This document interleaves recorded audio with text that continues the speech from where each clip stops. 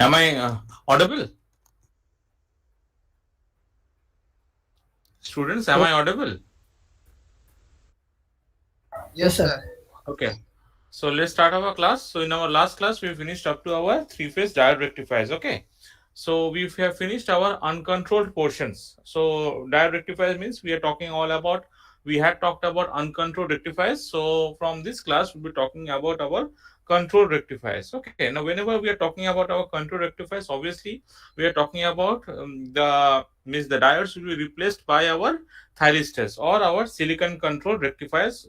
That is our SCR. Okay, so let us see what is this control rectifiers first, and then we'll be trying to uh, decipher all the individual control rectifiers one by one. Okay, so the first one is first we have to understand what is control rectifiers. The control rectifiers are nothing but line commutated AC to DC power converters. As you can see, it is written, it is a line commutated AC to DC power converters which are used to convert a fixed voltage, fixed frequency AC power supply into variable DC output voltage. Okay, so what we can understand that there would be an AC input voltage of a fixed frequency and a fixed voltage, and that and we'll be getting after passing through the line commutator converter, the output that we'll be getting is a DC output voltage which can be of variable which can be of a variable DC output voltage. In other terms of also, we'll be later seeing that there are actually different types of line commutated converters where we where means uh, where we are converting the AC input voltage into variable AC output voltage also, and we can also convert the AC input voltage into AC output voltage of different frequencies. Okay, we'll be seeing it in the next slide only. Just let us talk about the thing that we will be talking about in our class. Okay, okay, shall I record the session? Yes, shall I Yes, sir. record this? Okay, let me start the recording.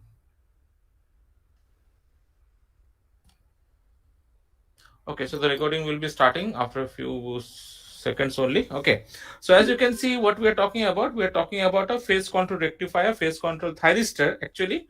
So in the control rectifier circuits, we can obtain variable DC output voltage and variable DC output current by varying the trigger angle. So basically, we'll be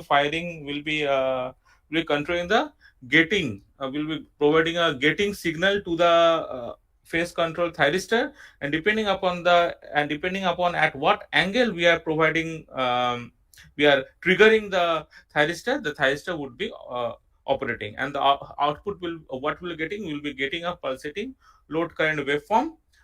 Means it would be a unidirectional and pulsating load current waveform which has a specific average value.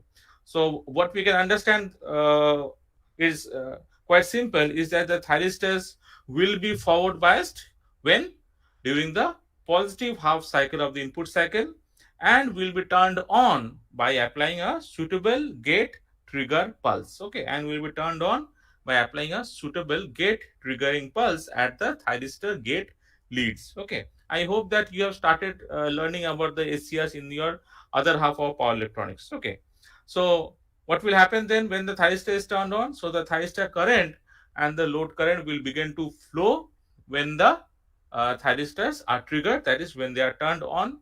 We'll be seeing it later, say suppose at omega t equal to alpha. Okay, so the load current will be flowing when the thyristors will be conducting from alpha to beta. Okay, and beta, that is omega t equal to beta, is the time when the load current, or is the angle at which the load current will fall to zero. Okay, and when the load current falls to zero, the thyristor turns off due to AC line commutation. Okay, so obviously when that thyristor is conducting, one thing is we can understand that the output voltage across the load will always follow the input supply voltage through the conducting thyristor. Correct. Now, as I was saying that there are different types of line commutated converters. Let us look into some of them. So as you can see that there are, what are the different types of line commutator converters? They are phase control rectifiers, which are AC to DC converters. Okay, we have AC voltage converters. okay, which convert the AC input voltage into variable AC output voltage at the same frequency. Please remember, at the same frequency. And we have cycloconverters, which gives us low output frequencies. And as you can see that all these power converters operate from AC power supply at a fixed RMS input supply voltage and a fixed input supply frequency. That is understandable. If the frequency varies, then obviously the output frequency will also be changing. Okay, but they use AC line computation. What do you mean by that? What we can understand that the whenever the thyristor is going to zero, then then the thyristor would be means whenever the thyristor current uh, or the load current falls to zero, the thyristor will be turning itself off. Okay, so that is what is known as our basically AC line commutation. So they use AC line commutation for turning off the thyristors after they have been triggered on by the gating signals. So the application of these phase control rectifiers are huge actually. So DC motor control in steel mills, paper and textile mills. We use our electrochemical and electrometallurgical processes, AC fed traction systems, magnetic power supplies, reactor controls, portable hand tool drives, variable speed industrial drives. Very much important because many problems can be given from given on this control rectifiers through this portion. Again, when you're talking about machine specialization, you'll be often we will be talking about this variable speed industrial drives in details when you if you take machine specialization. Okay, then we have battery chargers, we have HVDC transmission system. We have talked about, we'll be talking about it. I think you're talking about it in your power system planning and design classes. Okay, high voltage DC transmissions. Then we have the uninterruptible power supply, that is our UPS systems which we use nowadays. Okay, so what happened is that some years back, this AC to DC conversion was achieved using this. How we were how we were able to achieve this AC to DC power conversion? This was achieved using our motor generator sets. Okay, and we also use mercury arc rectifiers. But obviously, what we can understand that the modern AC to DC power converters are designed using high power, high current thyristors. Okay, so with the advent of the power electronics, we can use high power and high current thyristors.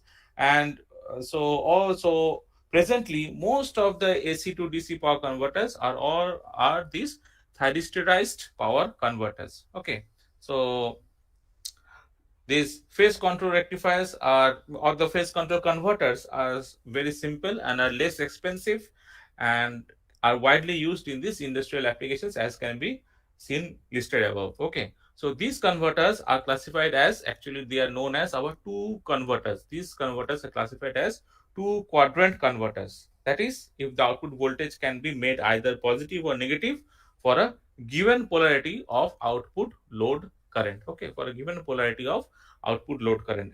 So there are also single quadrant AC to DC converters where the output voltage will obviously be having only having one value, that is positive. So output voltage is only positive and cannot be made negative for a given polarity of output current.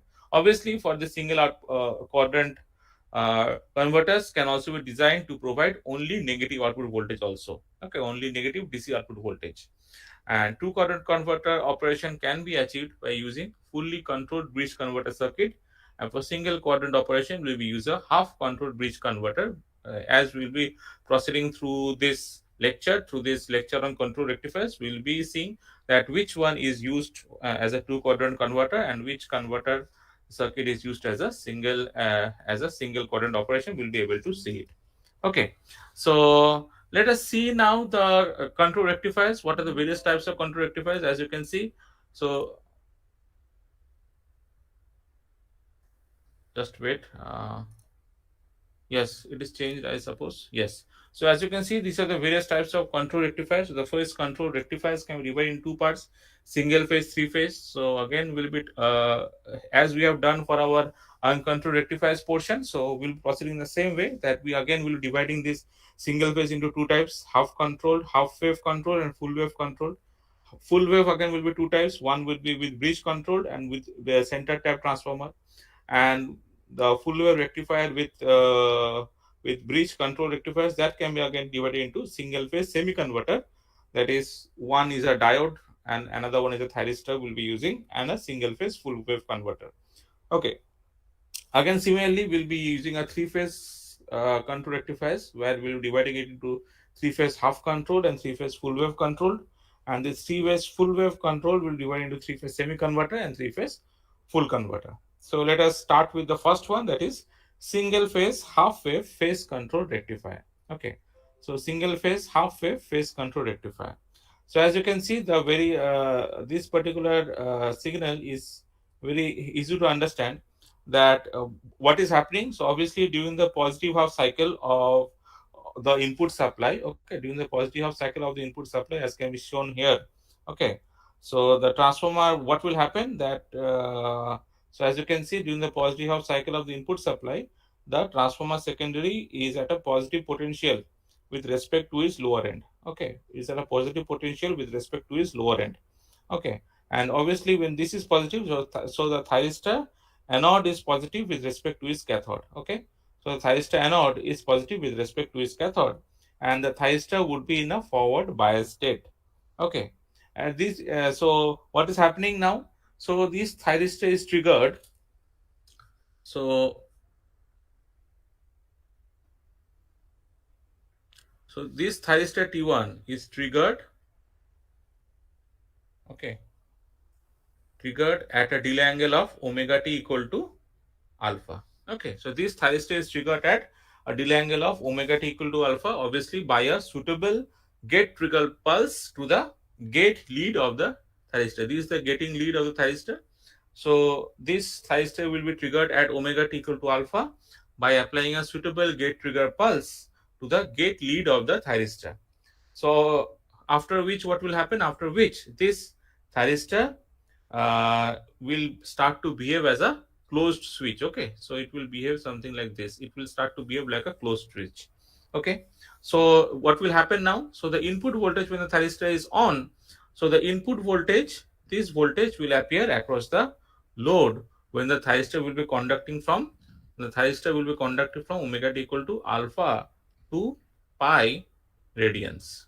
Okay, so the input supply voltage across the load, uh, so the input supply voltage will appear across the load when the thyristor will be conducting from omega t equal to alpha to pi radians. So what will be the output? So for this condition, for omega t equal alpha to pi, the output V0 would be equal to Vs when this thyristor is conducting from omega t equal to alpha to pi radians. Okay, this thing is very clear. So with this in mind, we can easily draw this figure, as you can see. So this is the typical figure. So when the input supply voltage, as you can see here, so the input supply voltage is here. Okay, so during the positive half terminal, what is happening? The thyristor is in the forward bias state. So at omega t equal to alpha, what is happening? The thyristor is triggered. So as you can see, at omega t equal to alpha, the thyristor is triggered, and the output voltage waveform will follow the input voltage waveform. So at omega t equal to pi, what is happening? As you can see, that the current will obviously be, again, that the output current will obviously be in phase with output voltage. Why? Because if you have seen properly, this is a resistive load. Okay, so the output voltage the output voltage and the output load current will be in phase.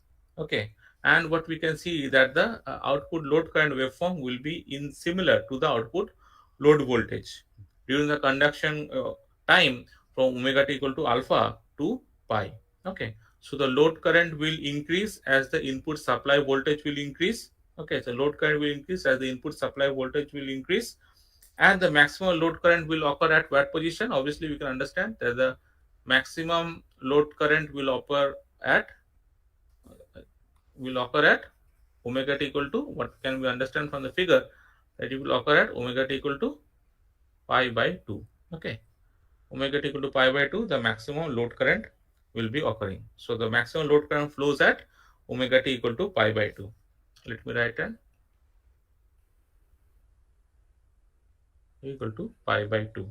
Okay, so at this condition also, the input supply voltage is maximum. So what we can write then? So we can write I0 max is equal to nothing but Im equal to Vm by the load resistance RL, and the source current Is can be written as how much? It can be IT1 equal to I0 equal to V0 by R is nothing but equal to Vm sine omega t by R for 0, for which portion it would be? For alpha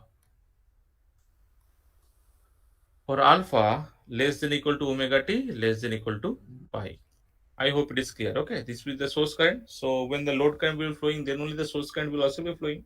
So Is will be equal to IT1, that is the IT1 is the current through the thyristor, equal to the load current, that is I0, which is equal to V0 by R, which is equal to Vm sin omega t by R, and obviously I max, that is I0 max, would be equal to Vm by RL, because the load current increases as the input supply voltage increases, and the maximum load current flows at omega t equal to pi by 2, since the input supply voltage is also at its maximum. Okay, now what is happening in the negative half cycle? So as you can see in the negative half cycle of the input supply, when the supply voltage reverses and becomes negative, that from omega t equal to pi to 2 pi by to 2 pi radians, what is happening? The anode of this thyristor. Okay, so the negative half supply, so during the negative cycle the terminals would be reversed, correct? So the anode of the thyristor is at a negative potential with respect to its cathode, and obviously that, so because of that, the the thyristor is reverse biased, and hence it remains cut off. Okay, and hence it remains cut off. As you can see that there is no thyristor current or the load current flowing. Okay, so it will behave as an, under the reverse bias condition, the thyristor will behave as a what? It will behave as an open switch, and therefore there will be no output current and voltage during this period, and both the load voltage and the load current will be zero, as can be seen from here. Okay, and obviously what will happen? So the maximum or the peak inverse or the peak reverse voltage that appears across the diode, or means across the thyristor, sorry. So the peak reverse voltage that appears across the thyristor um, would be how much? It would be equal to minus Vm. Okay, as you can see from here. Okay, so the peak reverse voltage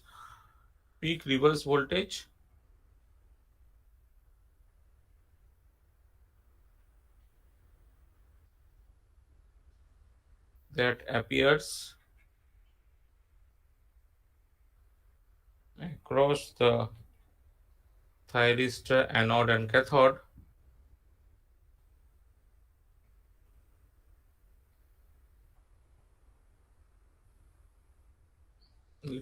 properly, cathode, anode and cathode terminals actually.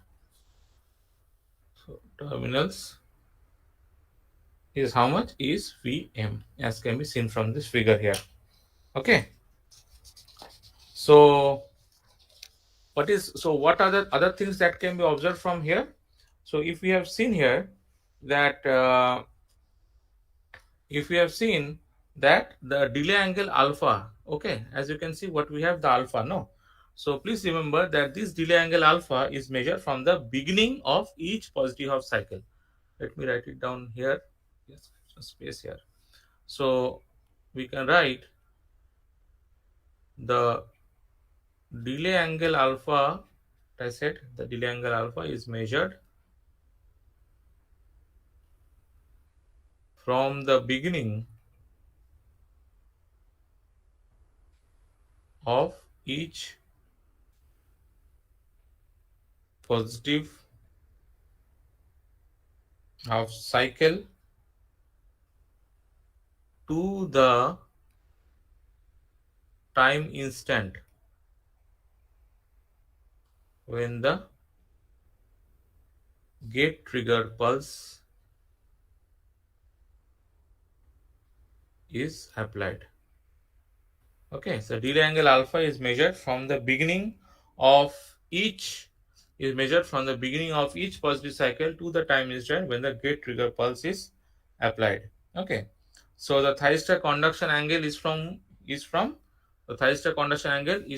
alpha to pi. Okay, so thyristor conduction angle is from alpha to pi. So if we are to write the conduction angle, so if you are to write the conduction angle of the thyristor, which is denoted by the symbol delta, okay, so conduction angle will be equal to pi minus alpha. Okay, because the thyristor conduction angle is from alpha 2 pi. So the conduction angle, that is delta, can be written as pi minus alpha. Okay. So what we can easily write is that the maximum conduction angle is how much? It is up to pi. Okay.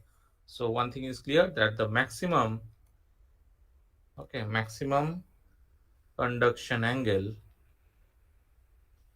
okay, is pi radians when the delay angle, alpha equal to 0. Okay.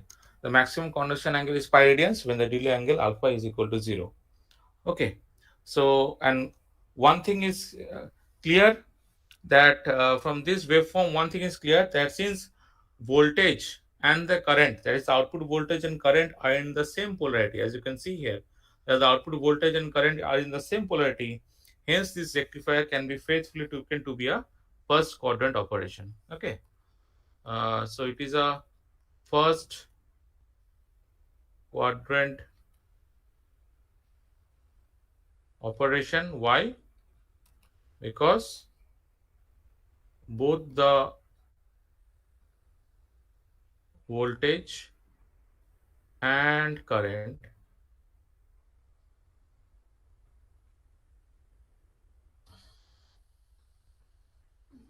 are in the same polarity. Okay. I think I need not have written this one because it is understandable from the figure. Okay, since both the voltage and the current are in the same polarity. Okay, now what we're doing, obviously we have to find out the performance parameters.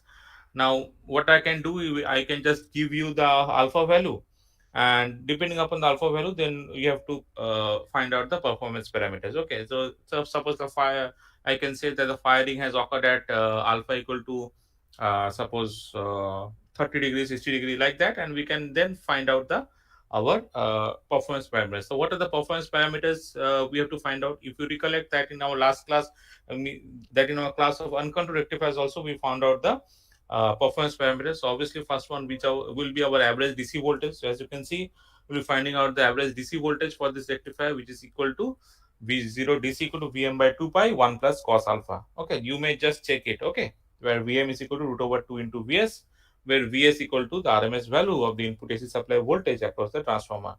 Then what we have, so the maximum average DC output voltage is obtained when alpha equal to 0, correct? When alpha equal to 0, we have the maximum average DC output voltage, and the maximum DC output voltage is VDM equal to how much? VDM would be equal to Vm by pi. Okay, understood? So the average DC output voltage can be varied by varying the trigger angle alpha from 0 to maximum of 180 degrees. Okay. So what we can do is that we can actually draw a graph where we can show that the DC output voltage is varying when we are changing the trigger angle alpha. That is also again understandable from the equation given. Okay.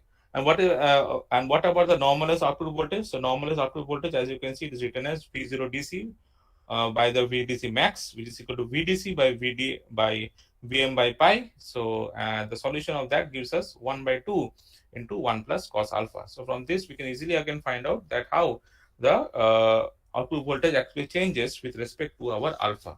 Okay. So then what we have to find out? We have to find out the RMS output voltage. Okay. So the RMS output voltage will be given by which equation? So obviously V0 RMS would be equal to root over of 1 by 2 pi integral of 0 to 2 pi V0 square d omega t, correct? So that is what we have here. So I have not written here here half. You can understand that it would be root over. Okay. So obviously then V0 RMS, what you can write? So it would be 1 by 2 pi in terms of, since V0 is what? So V0 is equal to Vm sin omega t. So that is, so we are putting it here in this expression, and we are getting this. If you solve this, it will be yielding us this expression. You may please check these expressions. Okay, you may find it out yourself, because what will happen, that if you try to mug up this type of equations, you will be getting confused. Okay, many of you will getting confused. So try to deduce how the expressions are coming. Then it would be much easier, because these type of problems will be carrying at around 10 marks. So please remember this thing. Okay. So then what are the other performance parameters then? So obviously we have to find out the output DC power. So the equation is given as P. So it is P0 equal to V0 DC into IDC. That is PDC equal to VDC into IDC. Obviously, where VDC is the average or DC value of the output voltage, and IDC is the average or the DC value of the output load current. Then we have to find out our output AC power also. So as you can see, output AC power P0 AC equal to P0 RMS into I0 RMS. Whatever the rectification ratio, eta is equal to P0 DC by P0 AC. What about the output voltage? Again, the output voltage can be considered to be composed of two components. See, we have done these things in case of our uncontrolled rectifiers also. Okay, the same things will be we are again finding it here. So the output voltage can be considered to be composed of two components. One is our the DC component, and another is the AC component or the ripple component. Okay, so one is the AC component. One is the DC component, that is our V0 DC, that's DC or the average value of the output voltage, and another one is the ripple component, that is our V0, that is our VAC, that is RMS value of all the AC ripple components. So what is the total RMS value of the output voltage? V0 RMS will be equal to root over of V0 square plus VR square. So VAC would be equal to how much? We will be equal to VR RMS, which is equal to V0 square RMS minus V0 square DC. Okay. What about the form factor? Form factor which is equal to V0 RMS by V0 DC. What about the ripple factor? That is equal to how much? Means ripple factor will be equal to root over of form factor square minus 1. Okay. So please remember that I have not solved any particular problem, but you may try to solve this these type of problems where the alpha value will be given from any book. Okay. What about the sixth one? Obviously, since we are using a transformer, so we have to find out the transformer utilization factor. So that is that UF, as you can see, it is P0 DC by Vs into Is, where Vs is the RMS value of the transformer secondary output voltage, and Is is the RMS value of the transformer secondary current. Okay, that is the RMS line of the supply current. Then we have to find out the displacement factor or the fundamental power factor, that is our cos phi, and then we have to find out the total harmonic distortion factor or the harmonic factor. So obviously it is a measure of the distortion in the output waveform, and also referred to as the total harmonic distortion. Okay, so it would be harmonic factor equal to Is minus I square minus I square S1 by I square S1, where obviously IS1 is the RMS value of the fundamental component of the input supply current, and I is the RMS value of the input supply current. Then what we have, the input power factor PF, that is equal to IS1 by Is into cos phi, and the crest factor equal to peak input supply current by RMS input supply current. I hope it is clear, because I am again repeating the same thing, that the alpha value would be given to you, and you have to find these performance parameters if asked for a single phase half wave controlled rectifier. Okay, so what is the input current actually for a single phase half wave control rectifier? Let us see this one. So as you can see, this is the source voltage. So Vs is the supply voltage at the transformer secondary side, and Is is the input supply current at the transformer secondary winding current. See, this is the input current. Okay, so it is basically a square wave because there are many harmonics in the system. Okay, so Is1, as you can see here, the dotted one. So this is the fundamental component of the input supply current. Okay, and Is is the input supply current. This is the input supply current. Okay, and its fundamental component is this one. So fundamental component along with all the harmonics will be giving us this type of waveform, square waveform. Okay, so what is our IP? As you can see, IP is the peak value of the input supply current. Then what we have the phi, as you can see here. So phi is the phase angle difference between the the fundamental component of the input supply current and the input supply voltage. Okay, so this phi, actually this line should be around somewhere here. You can understand that it should be around here. Okay, so this should be phi actually. So from where I have copied it, they have written in this way. So I can understand that the fundamental component of the input supply current and the voltage, the difference between this is the phase angle difference. This is the phase angle difference phi. Okay, and we have another phi, that is known as our displacement angle. Now what will happen, that for a RL load, this displacement angle phi is given as how much? Equal to tan inverse omega L by R for an RL load. Okay, what is happening for RL load, we'll be seeing it in the next slide only. Up to here it is clear? Up to here it is clear? Yes? Yes, sir. Okay. So next what we have, we talked about a single phase half wave rectifier with the resistive load. Now let us talk about a single phase half wave rectifier with a RL load. Okay. So as you can see here, So this is the typical picture that I have taken for a single phase half wave phase control rectifier with RL load. So obviously what will happen here, one can understand that this thyristor T1 is forward biased during the positive half cycle of the input supply. When T1 is triggered, when T1 is on at omega t equal to alpha, suppose, okay, by applying a suitable gate trigger pulse to T1 during the positive half cycle, cycle of the input supply. Okay, so what will happen then? So the output voltage, this is the output voltage V0. So the output voltage across the load will follow the input supply voltage Vs when this T1 is on. Okay, and the load current will flow through this thyristor T1 and through the load in this downward direction as can be seen here. Okay, so the load current will be flowing through the thyristor T1 as can be seen here. That is our IT1. Okay, and through the load as can be seen here.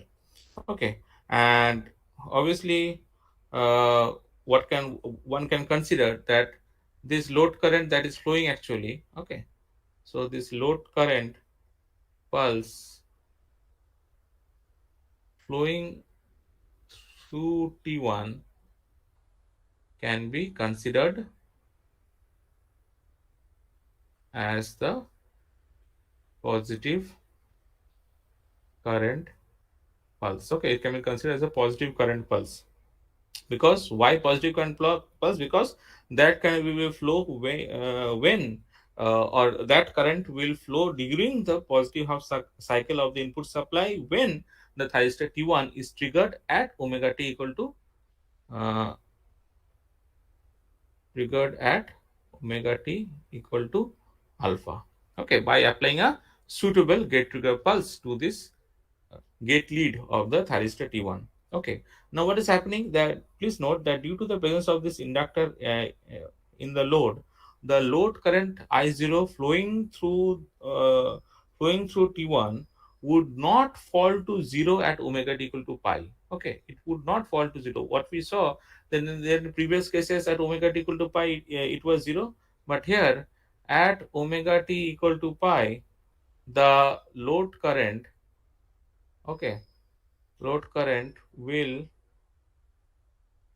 not fall to zero. Okay, why? Because of the presence of the inductance in the load. Okay, so because of the presence of the inductance, the load current I0 flowing through this thyristor T1 will not fall to zero at omega t equal to pi when this input supply is starting to become negative. Okay, when the input supply is starting to become negative. Okay, so what can understand that because of the presence of this inductance, a phase shift will occur, a phase shift will appear between the load voltage and the load current waveforms. Okay, a phase shift will appear between the load voltage and the load current waveforms. Okay, here is the figure as you can see. Okay, here is the figure. Okay, so as you can see, when the supply voltage is going to zero, then also the current through the induct of this current is flowing through the thyristor because of the presence of the inductor, because the inductor is driving the current, because the inductive energy is driving the current through this thyristor T1. Okay, so as can be seen that the thyristor will be conducting from omega t equal to alpha to beta. Okay, the thyristor T1 will be conducting from omega t equal to alpha to beta. So the conduction angle of this thyristor T1 would be how much? So the conduction angle uh, the conduction angle T1, uh, the conduction angle of T1, that is delta, would be how much? It would be beta minus alpha. Okay, so this will be the conduction angle of our T1, which depends. So as you can see, this conduction angle depends upon the delay angle alpha and the load impedance angle phi. Okay, it will depend upon the delay angle alpha and the load impedance angle phi, because we have said that because of the presence of inductance, there would be a phase shift uh, between the load voltage and the load current waveforms. Okay, so what you can say that basically this thyristor T1 will continue the load current until all the inductive energy stored in the inductor L is completely utilized, and the load current through this thyristor T1 will fall to 0 at omega t equal to what we saw from there. At omega t equal to beta, the load current falls to 0. Okay, at omega equal to beta, the load current falls to 0. So one thing is clear, that the thyristor T1 will continue to conduct the load current until all the inductive energy stored in the load inductor is completely utilized. Okay, so the inductor মধ্যে যা যা store energy থাকবে সেটা সম্পূর্ণভাবে ব্যবহার হয়ে যাবে, এবং তারপরেই the load current through this thyristor T1 will be falling to 0 at omega t equal to beta. Okay, so obviously then what is the beta? Beta is known as the extinction angle. Okay, beta is known as our extinction angle. Okay, and how this beta is measured? Obviously again this beta is measured from the point of beginning of the positive half cycle of the input supply to the point where the load current falls to 0. Okay, let me write it down. So beta is measured from the point of the beginning of the positive half cycle of input voltage, input supply লেখা উচিত, of input supply to the point where the load current is 0 or load current falls to 0.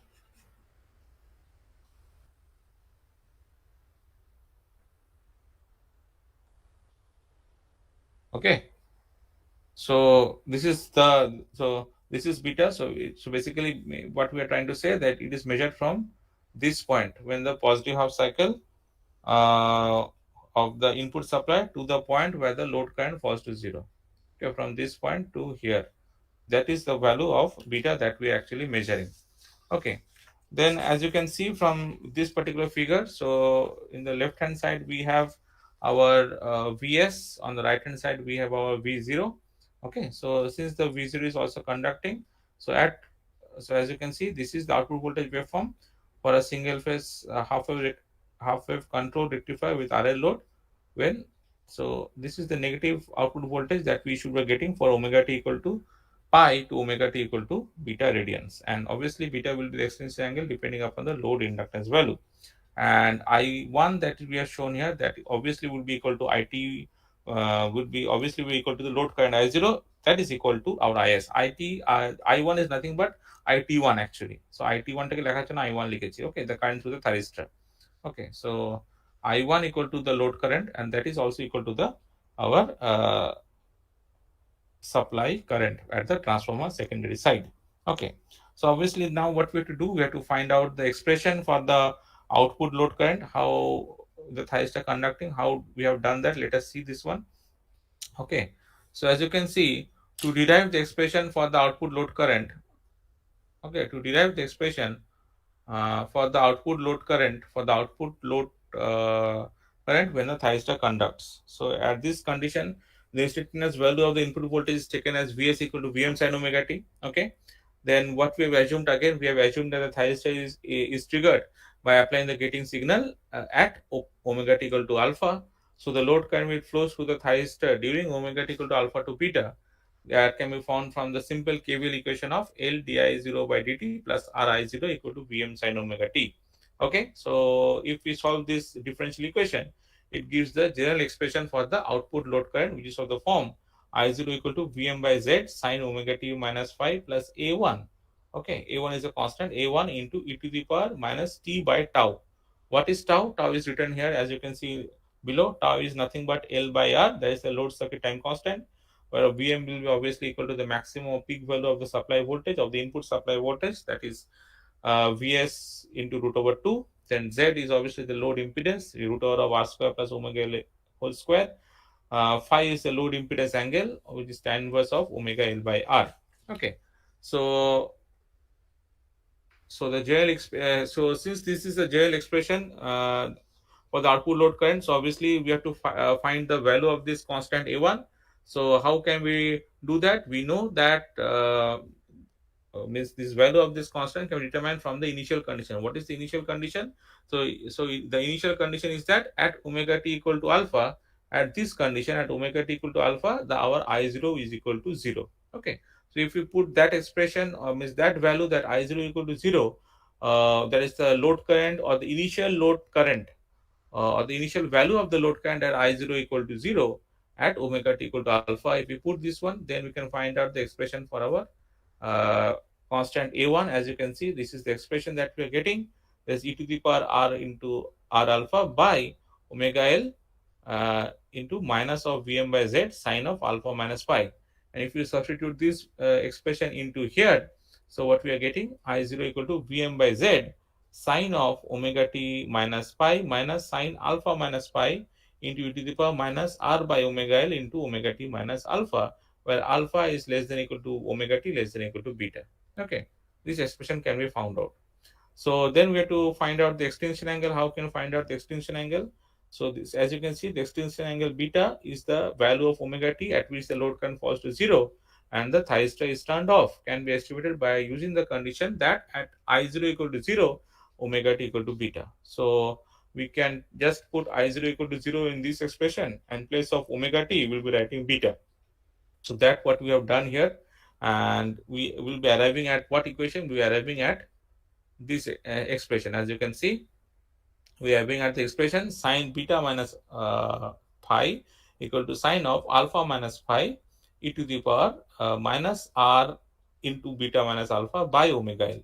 Okay, so the extension angle beta can easily be determined from this transcendental equation by using the trial and error method. Okay, so after beta is calculated, we can easily determine the thyristor conduction angle, that is delta equal to beta minus alpha.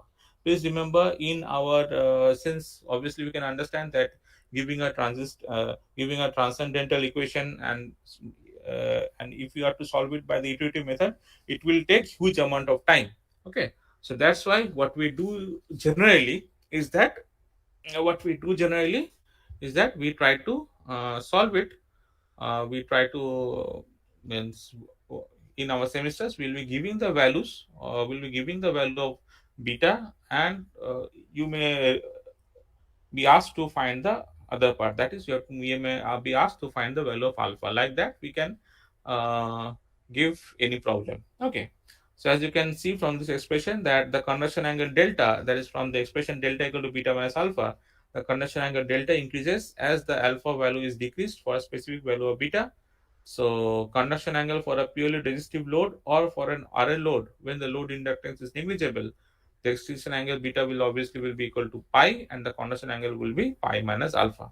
So the what we can find out, we can find out the average DC load voltage then. So as you can see, the average DC load voltage would be 1 by 2 pi integral of alpha to beta. Okay, integral of alpha to beta V0 d into omega t, where V0 equal to Vm sin omega t for omega t equal to alpha to beta. If we solve this, this is the expression that we are getting, that is Vm by 2 pi into cos alpha minus cos beta. So during the conduction period, the instantaneous output voltage, as you can see, is negative. So what we can understand, that this reduces the average DC output voltage when compared to a purely resistive load. So if you are to compare the average DC output voltage of a single phase half wave phase contractifier of an RL load with a purely resistive load, we can understand that because of the conduction period, the instantaneous output voltage in case of our single phase half wave phase rectifier with RL load is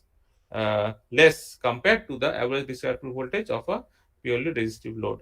Okay, because the instantaneous output voltage is negative because of the conduction from omega t equal to pi to omega t equal to beta.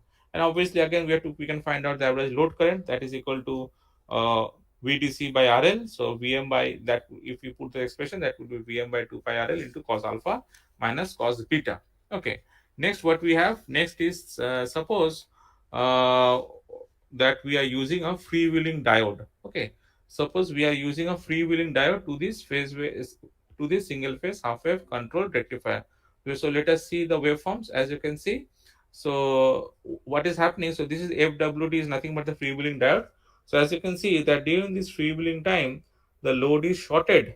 This load is shorted by the conducting freewheeling diode, and the load voltage is almost zero. Okay, so as you can see here, when supply voltage was starting to get into negative, the load voltage is shorted by this freewheeling diode, and that's why the load voltage is almost zero.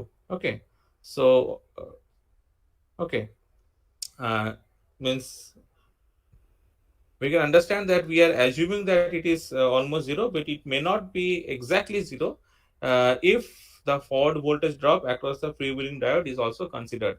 Okay. Uh, so if it is neglected, then we can say if the forward voltage drop across the conducting freewheeling diode is neglected, then we can say that the load voltage is almost zero. Okay, and because of it, what will happen? One can understand that since there is uh, there is no negative region in the load voltage, one can understand that the with the presence of this freewheeling diode, the average output voltage will be improving for a single phase half wave control rectifier with RL load and freewheeling diode. Okay, so the average output voltage would be improving, but at the same time, you can see that the average output voltage of a single phase half wave control rectifier with RL load and freewheeling diode is the same as that of a purely resistive load. Okay, because in the purely resistive load also we are getting this waveform only. Okay, and as you can see that the output voltage across the load appears similar to the output voltage of a purely resistive load. Okay, resistive load এর ক্ষেত্রে যে output voltage পাচ্ছি, এই RL load with freewheeling ডায়োডের ক্ষেত্রেও কিন্তু আমরা একই লোড ভোল্টেজ আমরা পাবো। Okay, so what we can say that,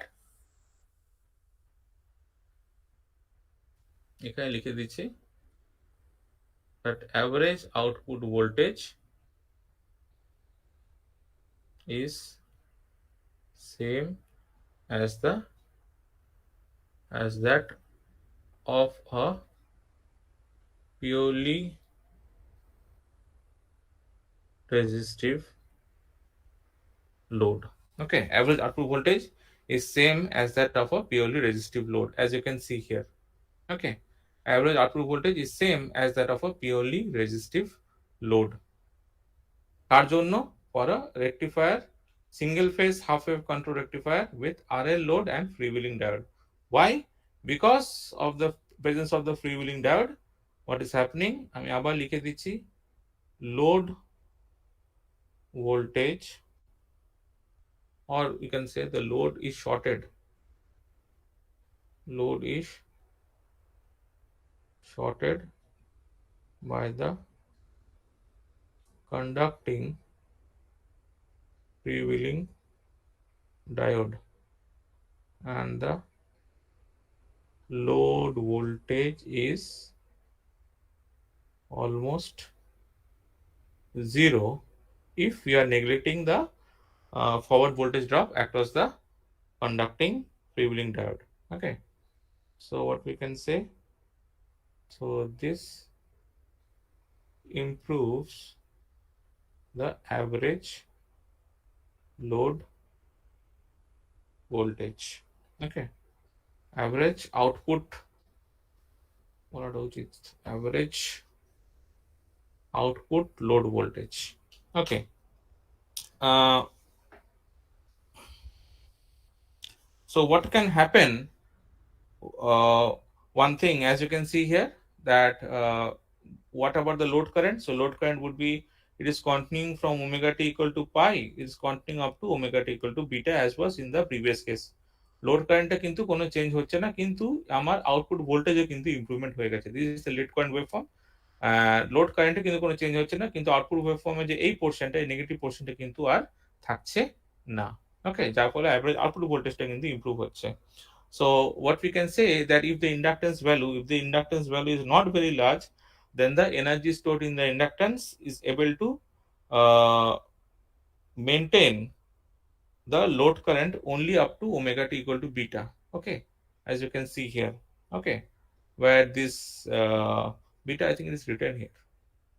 Here, here. If the inductance value is, let me just make it large. Here. Okay. So as you can see that if the inductance value is not very large, the energy stored in the inductance is able to maintain the load current only up to omega t equal to beta, where pi less than beta less than 2 pi, well before the net gets pulse and the load current tends to become discontinuous. আমরা আগে বলেছিলাম যে যখনই কারেন্টটা আমার zero হয়ে যাচ্ছে তখন কি বলছি, সার্কিটটা আমরা ডিসকন্টিনিউয়াস বলছি। সাপোজ লোড কারেন্ট যদি খুব বেশি থাকতো, ওকে, সো দ্য লোড কারেন্ট যদি খুব বেশি মানে load current sorry load inductance ভ্যালুটা যদি খুব বেশি থাকতো, তাহলে আমরা কি করতে পারতাম, তাহলে লোড কারেন্টটা আমরা অনেকটা সাস্টেন করতে পারতাম for the next trigger pass. তাই যদি হতো তাহলে কিন্তু কারেন্টটা কখনো আমার জিরোতে আসতো না। তাহলে তখন কি বলতে পারতাম, দেখুন বলতে পারতাম that the load current will be in a continuous conduction state, correct? But here as you can see that since the load conductance is such that it is able to maintain the load current only up to omega t equal to beta, so that is well before the net get pulse. Therefore, the load current tends to be discontinuous because it is tending to be zero. Okay. So during the conduction period of alpha to pi, let me see here. Yes. So during the conduction period of alpha to pi, the load current is carried by the thyristor, and during the freewheeling period from pi to beta, from pi to beta, okay, during the freewheeling period, this is the freewheeling period from pi to beta. Okay, so during the freewheeling period from pi to beta, the load current is carried by the freewheeling diode. Okay, so the value of this beta depends on the value of, as you can see here, the value of beta depends on the value of the resistance and the load inductance and the forward resistance of the freewheeling diode. Generally, what we have, the value of beta will be lying between pi and 2 pi. Okay. Next in what we had, so this is the waveform of the load current. As you can see, waveform of the load current in single phase half wave control rectifier with a large inductance and freewheeling diode. As you can see, since we are using a large inductance, the load current will become continuous. Okay, so load current becomes continuous and the load current does not fall to zero for large value of the load inductance, and the ripple in the load current, as you can see, also decreases. Okay, because here the load current will be zero, তাহলে দেখো repel কন্টেন্টটা কত বেশি, whereas in this case when the if we are considering a very large inductance value, so the load current will be the ripple in the load current waveform would be less compared to the previous case where the load inductance was very less.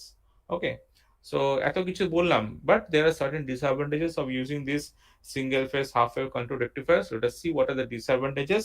So the disadvantage is that it gives us low output DC voltage, it gives us low output power and lower efficiency. There is a higher ripple voltage and ripple current. Okay, though because of the large inductance, this is the load current waveform, but again see there is a high ripple content. Okay, there is a high ripple content in the load voltage as well as the load current. Okay, so high ripple content in the voltage and the ripple current. There will be low transformer utilization factor, and the input supply current waveform has a DC component which can result in DC saturation of the transformer core, and that's why we